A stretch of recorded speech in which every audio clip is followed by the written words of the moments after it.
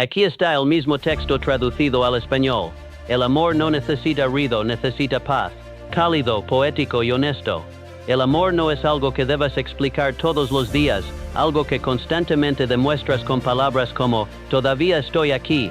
El amor es donde el corazón se siente en calma, donde el silencio todavía tiene sentido, donde las acciones hablan más que las promesas.